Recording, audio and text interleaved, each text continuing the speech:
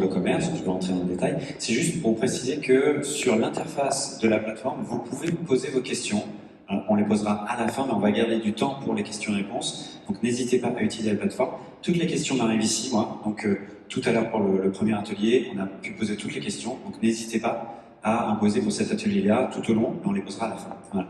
Donc ce deuxième atelier, je suis accompagné de Louis Clément-Schitz, CEO fondateur de WeWhatIt. Merci de me recevoir. Un des premiers gagnants du trophée de l'innovation CB en date. Ouais, c'était en 2018 à Viva Technologies à l'époque.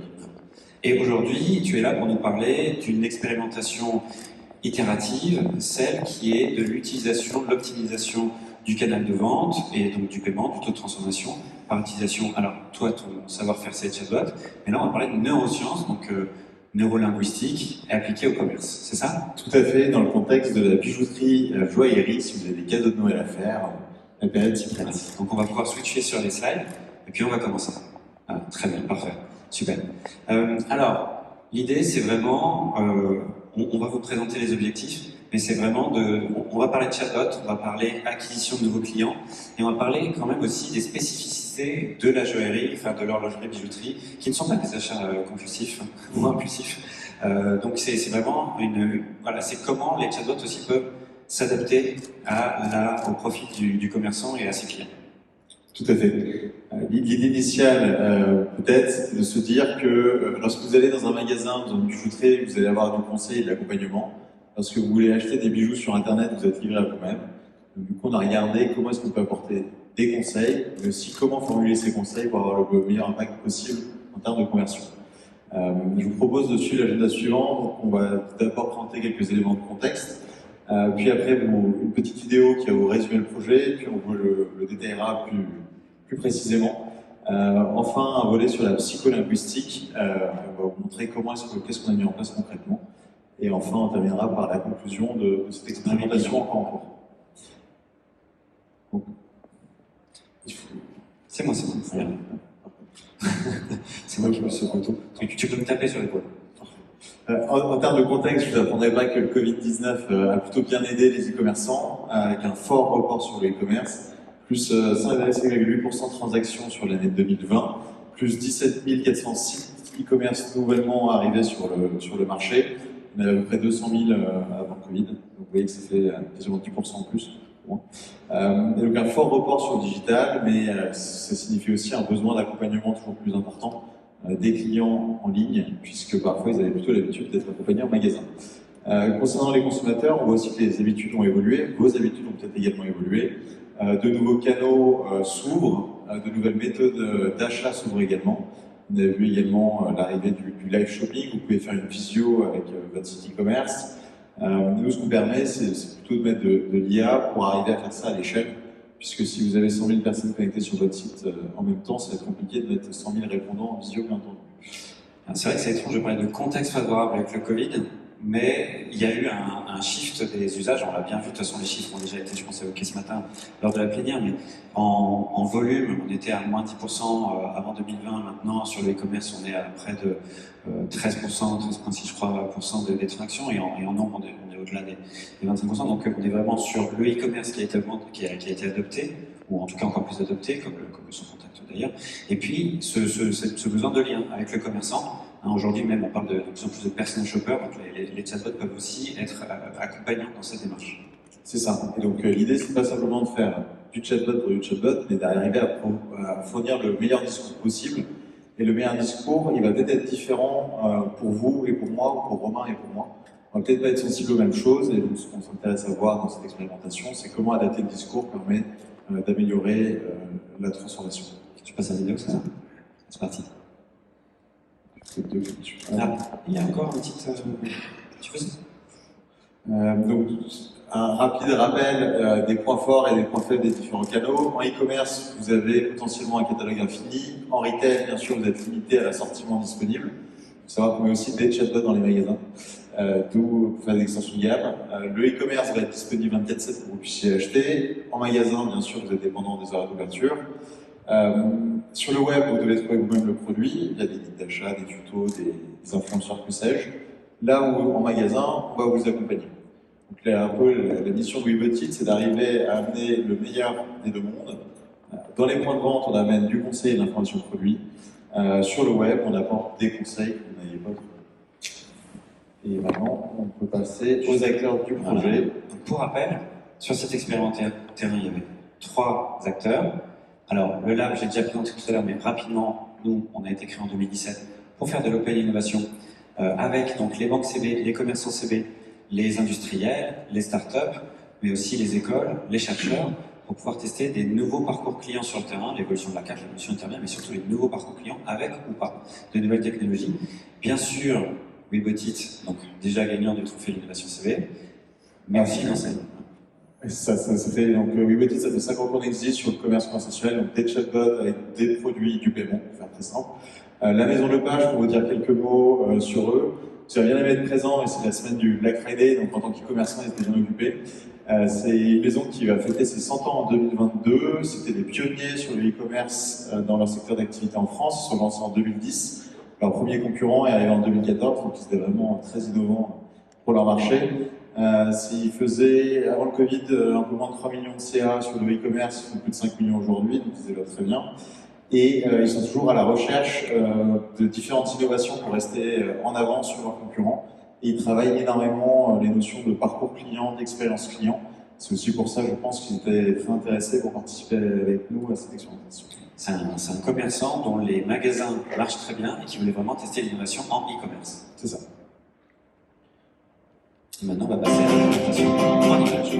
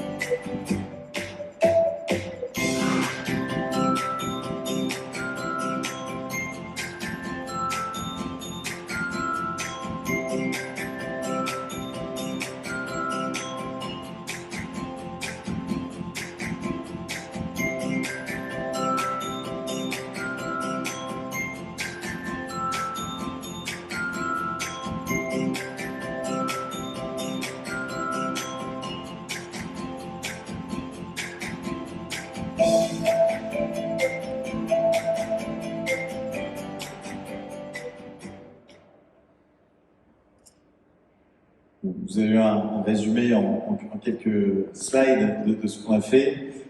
Concrètement, si vous voulez le tester, vous allez avoir un QR code qui va s'apparaître pour pouvoir tester par vous-même l'expérience. L'idée, c'est de se placer sur les pages de catégories, donc des différents bijoux. Vous regardez toutes les bagues disponibles. Par du principe que si vous avez scrollé, donc vous descendez la page, il y a un moment potentiellement vous n'avez pas trouvé votre bonheur, et donc c'est là qu'on va vous proposer le service. L'idée, c'est d'arriver à voir en fonction des clics réalisés par les utilisateurs et des différents parcours qu'ils vont choisir, d'en déterminer un profil et d'arriver à adapter le discours à ce profil. C'est par exemple si vous êtes quelqu'un qui a besoin plutôt d'être inspiré, on peut vous parler des termes de l'émotion, on en reviendra. Alors que si vous êtes quelqu'un de très cartésien, on va être beaucoup plus direct et vous amener le plus rapidement possible à un produit. Donc l'idée c'est vraiment d'adapter non seulement le discours mais aussi le parcours client en fonction de la personne qu'on a en face. Et ça on le détermine en fonction de son comportement sur le service qu'on lui propose. Alors on avait déjà testé avec WeBotIt et avec d'autres d'ailleurs, le paiement dans une discussion, le paiement par chatbot. Là on va aussi dans l'utilisation de la création de profils pour comment, de façon non invasive, c'est toujours très important, de façon non invasive, essayer d'adapter le parcours du client aux data qu'on peut identifier de son parcours sur sa volonté, sur ce qu'il cherche à faire. Et encore une fois, en joaillerie, il y a un achat très réfléchi qui est fait. Donc il y a cet accompagnement qui doit être fait et comment on le fait bien à distance. Donc en gros, est-ce que une analyse plus poussée permet de faire quelque chose? On a utilisé les termes psycholinguistiques, on a utilisé les termes neurolinguistiques, on a utilisé neuropsychologie. Alors on va rentrer un petit peu plus dans les détails de ce que ça veut dire appliqué au parcours par rapport à un chatbot avec des choix en arborescence. Est-ce que vous voulez A, B, C ou D? Là, c'est pas exactement ce qui a été fait. Tout à fait. Alors, un point important, c'est qu'on a une approche privacy by design, c'est-à-dire qu'on ne collecte aucune donnée personnelle pour fournir le service. Parmi les enjeux, avant d'entrer plus dans la psycholinguistique, c'est donc pour Lepage, c'est toujours tester de nouvelles choses. Et ils étaient assez séduits par l'expérience proposée. Également, arriver à vendre plus de MDD, donc on sait que les marques des distributeurs sont quand même des grandes tendances parce qu'il y a des marges fortes. Dans la bijouterie, ça existe aussi, puisque Lepage fait ses propres créations, donc c'était sur ces produits-là qu'ils ont souhaité qu'on travaille. Puis après, il y avait la notion de collecter des données qualifiées sur les clients. Donc là, c'est plutôt directement sur des profils clients qu'on arrive à établir au travers du service qu'on propose. Mais ces données ne sont pas nominatives, comme je vous le disais précédemment. Donc sur la psycholinguistique, qu'est-ce que c'est? Globalement, la psycholinguistique, c'est comment je vais utiliser le sens des mots pour faire naître des émotions positives chez mon consommateur et l'inciter à aller à l'action. Si vous avez des enfants qui sont utilisateurs d'Instagram et qui passent leur vie dessus, c'est parce que justement les équipes de Facebook utilisent des techniques de psycholinguistique, de neuromarketing pour arriver à créer ce qu'on appelle le hook. C'est qu'est-ce qui va faire qu'on va créer une addiction dans le cerveau du prospect pour l'inciter à continuer ses actions. C'est un peu la même idée, mais on va le faire juste avec le sens des mots. Et concrètement, chez Wigotit, on s'intéresse à 4 choses. Comment je génère une émotion dans le cerveau de la personne en face de moi? Comment je le rassure sur les éléments rationnels? Parce que jeter une bague à plus de 2000 €, il faut quand même être sûr de la qualité, qu'on va se faire livrer, puis je vais pouvoir l'échanger si nécessaire, etc. Comment je vais réussir à piquer sa curiosité, puisqu'on sait que l'être humain est quelqu'un de curieux, et que la curiosité nous fait aller de l'avant. Et également, à la fin, comment est-ce que je le fais passer à l'action? C'est pas le tout de lui avoir recommandé la meilleure bague pour satisfaire sa future femme. Il faut aussi qu'il aille jusqu'à l'acheter. Donc là, c'est peut-être lui fournir des éléments de rassurance sur le paiement, proposer différentes modalités, etc. Donc une question concrète, donc on a besoin pour faire des bonnes recommandations, il faut qu'on sache ce que la personne cherche. Donc on va arriver à comprendre ses besoins et quelles sont les contraintes. Des contraintes budgétaires, des contraintes de style, et ainsi de suite. Donc l'idée c'est vraiment s'intéresser au client tout au long du tunnel qu'on lui propose. Et il faut également rendre son expérience la plus agréable possible. Et je vais vous donner un exemple de technique qu'on utilise. Donc jamais de négation dans les textes qu'on met. Et là, l'exemple, c'est à l'image de votre bijou, vous êtes une femme débordante de vie et de charme. On va projeter la personne, on va la flatter un peu. On va lui demander, on peut également aller sur de l'invitation au voyage. Votre bijou resplendira de mille feux, et ainsi de suite. On ne va pas lui parler de la pierre qui est associée au bijou, et vraiment la mettre dans l'émotion et la projeter dans ce que pourrait être cet achat. Et enfin, bien sûr, donc, piquer sa curiosité. Les gammes Lepage ne sont pas forcément les plus connues dans ce qu'ils vendent, et donc là, c'est justement arriver à les introduire, présenter leurs valeurs, comment c'est conçu, etc., pour inciter la personne à se diriger plutôt sur ces bijoux sur lesquels l'enseigne va plus marger que sur d'autres, où bien entendu les marges peuvent être plus faibles. Et bien, sans oublier la réassurance. Je ne sais pas si tu peux rajouter quelque chose là-dessus, Romain. Non, je voulais juste préciser. Ah, pardon, excuse-moi. Je vais juste préciser que. Ah voilà, je vois que les questions commencent à arriver, c'est parfait. Alors, on peut peut-être, maintenant qu'on a expliqué un petit peu ces mécanismes, encore une fois, n'hésitez pas à poser des questions, on va arriver directement à Louis Clément qui pourra répondre sur tout ce qui est psycholinguistique. Mais on peut peut-être faire un petit bilan. Là, quand est-ce qu'on a commencé sur le terrain cette expérimentation? C'est un petit peu près, mais on voulait quand même vous en parler dès aujourd'hui. On a commencé il y a un mois. Il y a un mois. Donc, on a mis en place, c'est-à-dire que le client, Lepage, la joaillerie Lepage a activé les modules, a mis en place le chatbot il y a à peu près un mois. Est-ce qu'on peut déjà faire un petit topo sur l'état de l'expérimentation? Oui, ça aurait été pertinent qu'on en parle, parce qu'on est là. Ce qu'on peut dire dessus, c'est qu'aujourd'hui, en termes de conversion, on est sur la moyenne du e-commerce, autour de 2%. Cependant, la conversion, c'est quand la personne a mis sa carte. Nous, dans le parcours qu'on propose, on s'arrête au niveau de l'ajout au panier. Et là, ce qu'on voit sur l'ajout au panier, c'est qu'on est sur des stats qui sont pour l'instant supérieurs, avec 6% d'ajout, 6,5% de personnes qui vont ajouter les produits au panier suite à la recommandation. C'est supérieur à la moyenne chez Lepage aujourd'hui. Donc, c'est des chiffres qui sont hyper encourageants pour la suite. D'autant plus que je regardais juste avant qu'on commence, et ces stats ont plutôt tendance à augmenter sur les derniers jours. Je pense que c'est une question d'usage, il faut plus de volumétrie peut-être. Et le Black Friday va bien aider puisqu'il y a un fort pic de trafic cette semaine. Mais en tout cas, de notre côté, on est hyper enthousiaste sur ces premiers résultats et on pense qu'on peut aller encore plus loin. Donc aujourd'hui, au bout d'un mois, vous avez le même taux, enfin, dès le départ en fait, c'est pas aujourd'hui, hein, dès le départ, jour 1, vous aviez le même taux de transformation que le site e-commerce classique de l'enseigne. C'est ça. Et en revanche, vos chiffres, ils s'améliorent de jour en jour. Exactement. Donc, a priori, on va faire beaucoup mieux. C'est l'objectif. Et le commerçant est content de cette expérimentation puisqu'il la laisse en place avec la période de Black Friday de soldes qui arrive. Ouais, c'était un des gros sujets. Quand vous êtes petit commerçant, Black Friday, c'est un peu le forum CV pour les gens de carte bancaire. Il faut pas se rater. Et donc, du coup, c'est le fait qu'ils nous fassent confiance et qu'ils laissent l'expérimentation tourner quand cette période a très fort enjeu et très encourageant. Et ce qu'ils y croient aussi. Donc, merci Louis Clément. Déjà, pareil, tout à l'heure j'ai un peu fait, mais revenir un peu sur l'expérimentation, c'est très important. La différence entre les startups qu'on a identifiées qui sont au rez-de-chaussée et les 2 ateliers qui sont à l'étage, c'est que vraiment il y a eu la démarche de convaincre une enseigne de tester.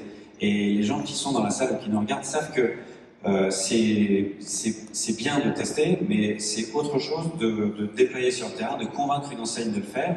Et vraiment, je dois dire que sur l'année 2021 et malgré l'année 2020 un peu compliquée, les échanges qu'il y avait eu avec l'enseigne et Lepage ont fait que vous avez itéré sur d'autres services d'abord, au point où ils étaient contents des interactions qu'ils avaient avec vous, pour que vous puissiez leur proposer, ça c'est assez intéressant en termes d'adoption d'innovation, au point où vous puissiez leur proposer des innovations sur leur parcours client et qu'ils les mettent en place. Voilà, même dans les moments où c'était compliqué techniquement, il n'y a jamais eu aucun problème, ça s'est toujours très bien passé avec les équipes, alors merci d'ailleurs, et ça permet aujourd'hui de tester des expérimentations qui, elles, ont vocation à rester en place si le commerçant en est content. Donc, bravo. Alors, on va passer aux questions-réponses. On en a 2, et puis après, moi, j'en aurai une autre.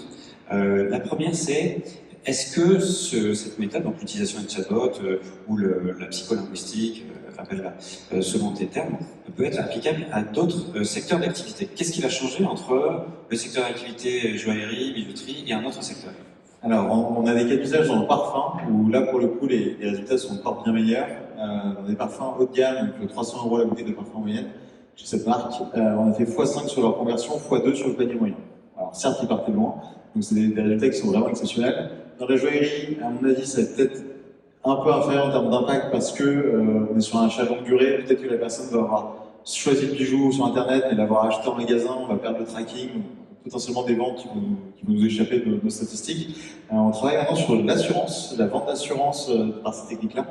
Par exemple, est-ce que vous voulez une garantie accident de la vie, VS, que diriez-vous que je maintienne les revenus de votre foyer si jamais vous arrivez quelque chose? A priori, la deuxième façon de formuler les choses aura beaucoup plus de chances que la personne souscrive à l'option. Il y a plein de choses, la technique en elle-même est adaptée à tous les secteurs. Après, il faut trouver le cas d'usage. Il y a un vrai travail d'adaptation justement, tu parlais de langage adapté. Il y a vraiment un travail d'adaptation. Nous, on a revu tous les messages aussi un petit peu avec vous, sur le canal d'acquisition des clients. C'était quelque chose, c'est là où c'est du tailor-made presque. Donc, derrière, c'est automatisé, mais en amont, il y a un travail sur chacun des rappels, chacune des relances ou chacun des accompagnements, des textes d'accompagnement. C'est ça, c'est très scalable par vertical métier. Néanmoins, il y a quand même un vrai travail de s'adapter à chaque entreprise et à chaque persona des clients de cette entreprise. Et aujourd'hui, si tu dis c'est l'assurance, un des secteurs les plus actifs. On a la chance d'avoir un grand assureur au logo bleu et rouge en tant que client qui nous a sollicité pour plus simplement faire des chatbots internes comme on faisait pour eux, mais également pour aller tester de nouvelles choses. Donc on a répondu présent et ça va sortir en 2022. Par exemple, mais après il y a d'autres secteurs. On a un test actuellement en cours chez Carrefour sur les machines à café expresso broyeurs qui sont des grandes tendances des cadeaux de Noël 2021. On peut diversifier. On peut diversifier. Moi j'avais une question avant de poser celle-ci. C'était, on parlait justement de la théorie de la neurolinguistique. Comment vous avez eu cette idée? Comment ça arrive dans votre radar? Comment vous êtes attelé à je sais pas si on peut appeler ça une science, mais à cette matière? Comment vous vous êtes approprié le sujet? Alors ça a commencé par le recrutement d'une Québécoise qui était en France et qui avait postulé chez nous et qui se trouvait avoir un doctorat en linguistique informatique et en psycholinguistique, donc c'était une bonne aide. Concrètement, elle s'est appuyée sur des recherches universitaires principalement américaines. Harvard et Stanford sont très présents sur ces domaines. Après, il fallait adapter ça au français, puisque le français est une langue complexe, donc on a un peu tâtonné, parce qu'il n'y a pas forcément beaucoup de littérature scientifique dessus, bien que le CNRS produise un peu. Et surtout l'expérimentation, on va écrire des textes qui nous semblent bien, on les teste au réel, on regarde là où les gens s'arrêtent, Si on constate qu'il y a beaucoup de gens qui s'arrêtent à un endroit, on essaie de comprendre pourquoi. Est-ce que c'est la formulation qui n'est pas la bonne? Est-ce que c'est le texte qui n'est pas clair? Parce que c'est vraiment une notion à garder en sortant ici, c'est qu'il faut réduire au maximum l'effort cognitif fait par la personne en face de vous. Que ce soit dans la vie IRL d'ailleurs ou sur le web, mais plus on va demander à la personne de faire un effort, plus il y a de chances que ça arrive. Dans les textes qu'on va utiliser, il faut qu'ils soient suffisamment évocateurs pour non seulement la projeter et générer des émotions, mais aussi qu'elle comprenne tout de suite de quoi il s'agit. On ne lui demande pas de faire trop d'efforts. Donc ça, c'était un des sujets, c'est beaucoup d'itérations, et on a pu faire ça ensemble. Oui, on avait déjà commencé par un cas d'usage don à l'époque. Donc pareil, il faut être... Voilà, on va directement au but, hein, et les associations demandaient à ce qu'on aille vraiment directement au but. C'était très important. Alors j'ai une question qui va ouvrir le débat pour finir, et qui est assez rigolote, mais je pense que derrière, il faut aussi penser au cas d'usage, à la suite. Qu'est-ce que tu vois après?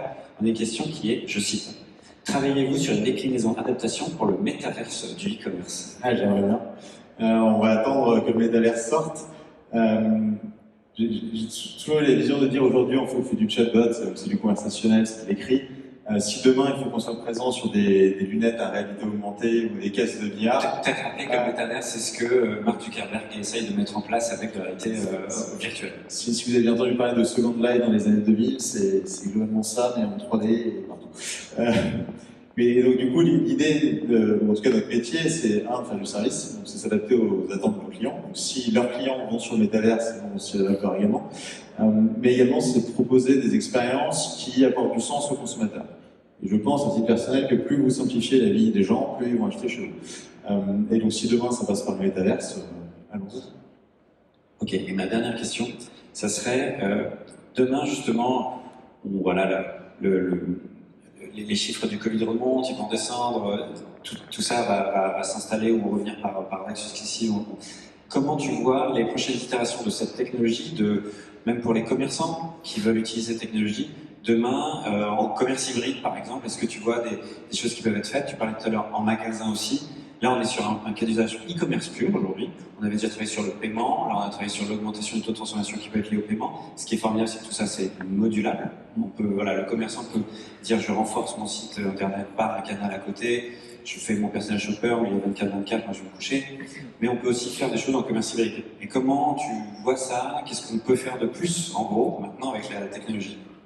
Alors, un cas d'usage sur un site, admettons, je vous ai proposé une recommandation, je vous propose des bagues à 2-3 000 euros, vous n'êtes pas prêt à acheter tout de suite. Par contre, je peux peut-être vous dire, est-ce que vous voulez prendre un rendez-vous pour venir les voir en boutique? Ou alors, est-ce que je vous propose une visio maintenant avec un métier conseil? Ça, c'est des choses qu'on fait déjà et qui marchent plutôt très bien. Dans des cas de commerce hybride, ça peut être je suis en magasin, tous les vendeurs sont occupés parce que c'est le rush, le fête de Noël. Je vais obtenir un premier conseil en scannant une puce NFC ou un QR code sur mon smartphone. On sait dans quel rayon de quel magasin on se trouve, donc on va conseiller des produits par rapport au stock disponible dans le point de vente où vous vous trouvez. Et là, peut-être que vous avez besoin quand même de parler à un humain pour être assuré. On peut vous rentrer dans une file d'attente virtuelle. Et lorsque le vendeur est disponible, il vient vous voir. Donc, encore une fois, on vous simplifie au maximum la vie. Et dernier cas d'usage auquel je crois à titre personnel beaucoup, c'est de permettre aux commerçants de commercialiser leurs offres de produits et de services sur les plateformes de messagerie. Demain, peut-être que vous achèterez des cadeaux sur WhatsApp, vous enverrez des messages à Instagram sur une marque pour réserver une robe pour votre fille, ou que sais-je. On commence déjà à avoir des commerçants qui n'ont plus, des enseignes qui n'ont plus de site e-commerce. Ils ont seulement une présence Instagram, et s'il y a un des produits qui nous plaît, on leur écrit sur WhatsApp. C'est pas forcément en France, mais on commence à le voir, donc oui, c'est des cas d'usage qui vont arriver, et d'ailleurs, au lab, avec notamment le travail qu'on fait avec les étudiants, un des premiers concepts qui est sorti, c'était l'achat de groupes sur WhatsApp, liés à une enseigne, des choses que Joe peut faire par ailleurs, du parsing de listes de courses. Écoute, c'est hyper intéressant. Moi, je pourrais en parler très longtemps, on va arrêter là. Mais ça rejoint aussi ce que tu as dit à la fin. Ça rejoint aussi, pendant le Covid, on a eu, notamment, on les a référencés sur le site qu'on a lancé. Il y a plein de solutions de start-up qui ont été faites pour gérer la file d'attente pour les coiffeurs, pour les petits commerçants. Il y a eu gérer ma logistique, mes rendez-vous. Et tout ça, demain, en fait, ce qui est intéressant, ou en tout cas une tendance de fond, c'est que tout ça, c'était réservé aux gros commerçants.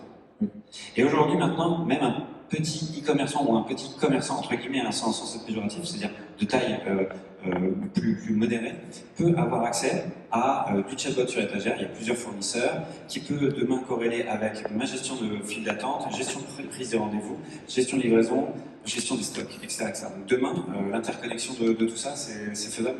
Je pense que oui, surtout si tu regardes ce qui se passe entre les startups, on essaye tous, sans se concerter forcément, d'être le plus plug and play possible. Moi, quand je vais voir des enseignes, ils me demandent comment est-ce que vous savez vous intégrer. Je leur réponds toujours que c'est le problème, c'est pas nous, mais c'est plutôt eux. C'est-à-dire, donnez-nous des tuyaux et on saura s'y brancher dessus. Et j'ai l'impression que toutes les startups ont un peu cette démarche. Philippe, qui était avant, a aussi dû faire différents connecteurs, différents modules pour que tout fonctionne. Et c'est quelque chose qui est très présent, à mon sens, dans le monde de l'entrepreneuriat, de se dire, je dois pouvoir me brancher n'importe où et simplifier au maximum la vie de mon client, qu'il soit B2B ou B2C, pour que les projets sortent en temps. 2022, que des API. Déjà full API. Enfin, que des API partout, comme ça, on peut connecter toutes les valeurs ensemble. Il est un peu résolu le temps des cadeaux qu'on met en place exprès pour un client. Demain, d'avoir des API qui me permettent d'être débranché du jour au lendemain, me permettent en fait de gagner des clients. C'est ça? C'est ça, c'est toujours le risque. C'est si vous êtes facile à mettre, ça peut être facile à enlever. Et après, à nous de créer de la valeur pour qui va nous garder. Bon, je crois que c'est le mot de la fin. Sauf si vous envoyez d'autres questions, mais là maintenant c'est la fin. J'en vois pas d'autres. Donc merci beaucoup à tous. C'est la fin de ce deuxième interview. Pareil, comme pour Philippe, avec Webotips, vous pouvez tester la solution en scannant le QR code. Et si vous avez des questions, vous pouvez nous contacter Luc Clément. L'atelier est également en face de la sortie de la salle et on reste à votre disposition pour toutes les questions ou si vous voulez utiliser d'autres innovations avec Webotips et pourquoi pas nous. Merci beaucoup à tous. Merci Romain.